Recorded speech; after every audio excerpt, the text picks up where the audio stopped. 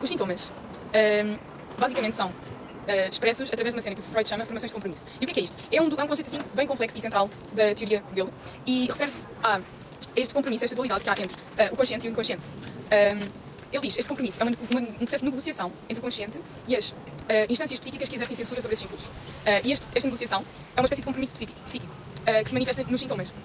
E ele dá aqui exemplos que é até tipo um pesadelo, os atos falhados, isso são exemplos desse compromisso. E vem desse conflito entre nós desejarmos uma coisa e desejarmos outra, ou desejarmos a sua repressão. Eu acho que é basicamente isso. Então, é esta mediação entre os desejos do id primatas e as exigências da realidade externa, do ego, portanto, e o superego também. E estes, a maior parte das vezes, entram em conflito com o superego, logicamente. E aqui, quem faz este processo de mediação é o ego, entre o superego e o id. E nem sempre isto corre bem, e aqui é que nós temos os sintomas. Nos sonhos atuam mecanismos inconscientes cuja função é deformar o desejo recalcado, uma realização disfarçada, dos pensamentos originais, ou seja, dos desejos que estão por trás desses sonhos.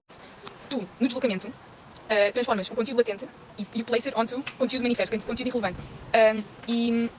Que diz que estes conteúdos são tão estranhos que só aparecem sob a forma de símbolos. E o que nós temos de fazer, e o que a psicanálise faz, é ver o que é, onde é que está o conteúdo latente, que nos pode dar acesso ao inconsciente.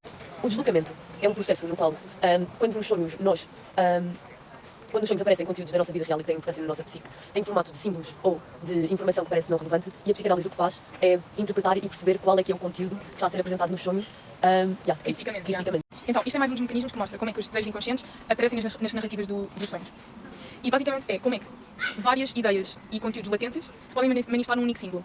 Ou seja, um só símbolo pode representar múltiplos sentimentos e conteúdos latentes. Vou dar um exemplo aqui. Por exemplo, se eu estiver a sonhar sobre uma pessoa do meu passado, pode significar tipo sentimentos de culpa, ou de tipo sexualidade, ou de tipo várias coisas diferentes. Ou seja, e qual é que é a função disto? É reduzir a complexidade destes símbolos ao torná-los apenas um e ajudar a disfarçar estes conteúdos proibidos ou reprimidos, tornando-os mais aceitáveis para o ego e para o consciente. Ou seja, aparecerem tipo packaged in this way torna o processamento destes conteúdos difíceis mais aceitável. Figurabilidade. Encontrar uma imagem que representa um desejo.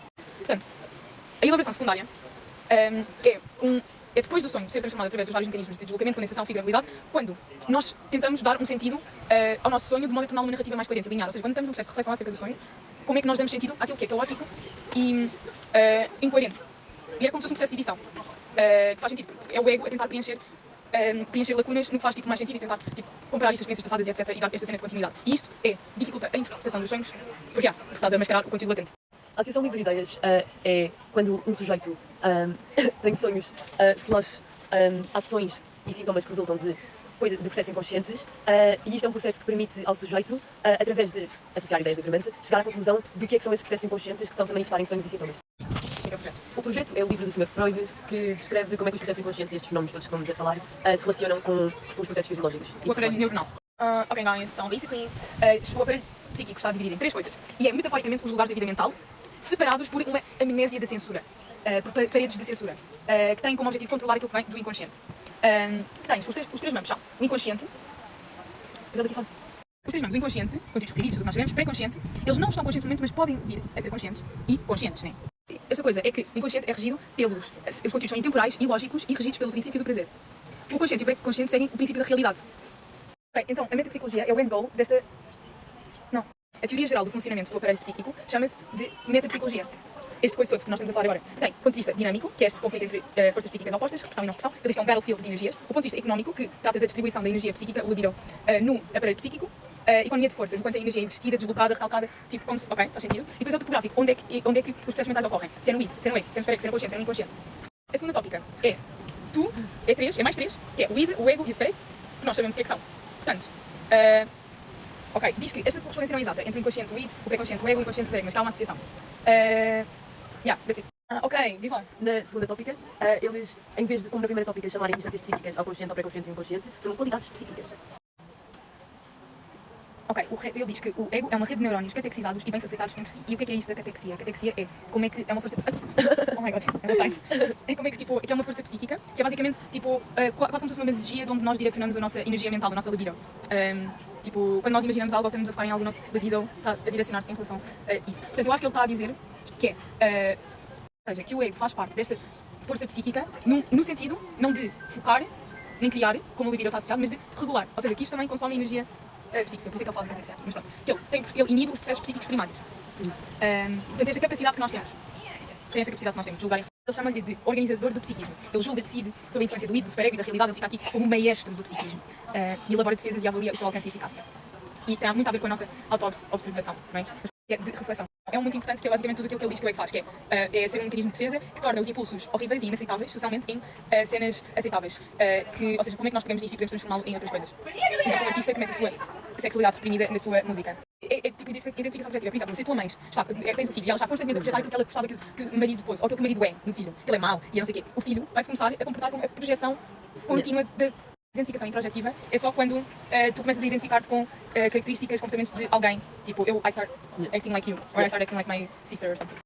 O recalcamento é o processo inconsciente de repressão de pensamentos, memórias perturbadoras, desejos, para evitar o confronto com estes conteúdos emocionalmente acesos, relegando-os para o inconsciente. Vem do conceito alemão, falta uma defesa interna que polariza crenças e ações, sendo seletiva com relações aos atributos negativos da clivagem. Isto foi sobre a clivagem. Eu lembrava que a pessoa disse que a clivagem era mais ou menos tipo tornar-se tudo black and white e tipo dividir o bom do mal, mas isso é a clivagem do objeto, também tens a clivagem do ego, que é tipo uma pessoa com psicose a ver tipo, mas é sempre clivagem, é sempre separação, haver uma separação entre a parte que reconhece a realidade e a parte que renega a realidade.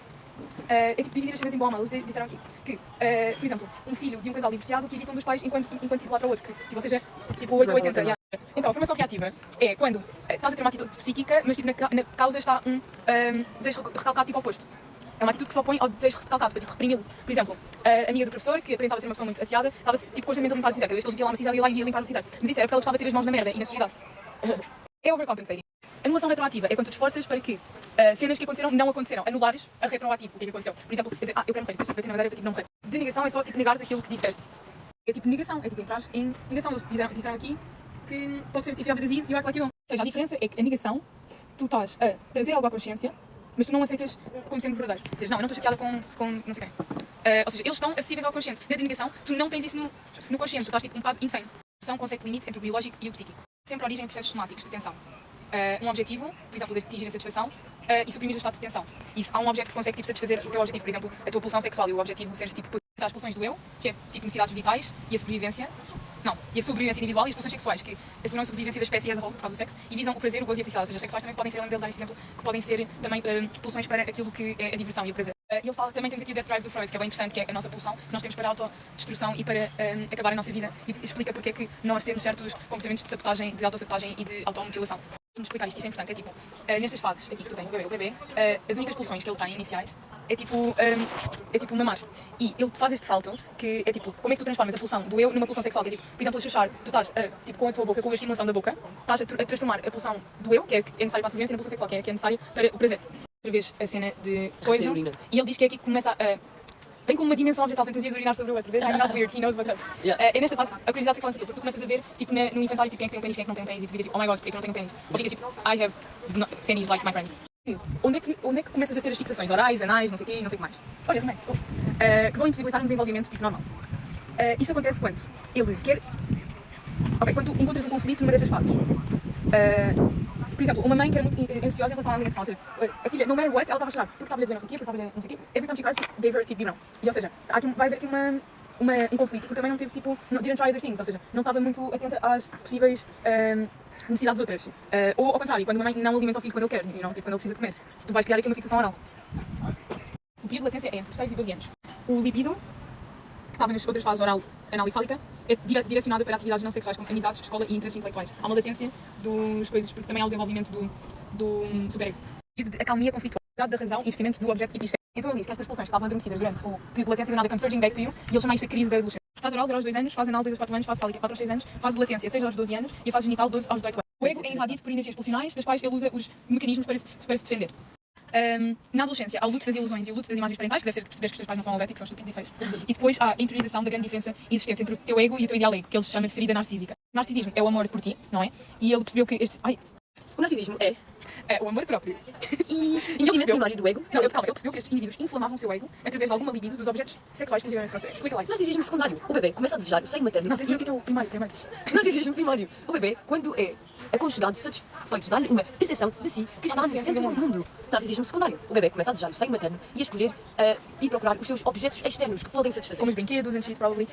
E ele diz que o narcisismo não é necessariamente mau, que é importante conservar isto. E que o narcisismo é inerente ao desenvolvimento da libido, que é uma componente da pulsão da autoconservação. Ou seja, que o narcisismo tem este poder de autoconservação.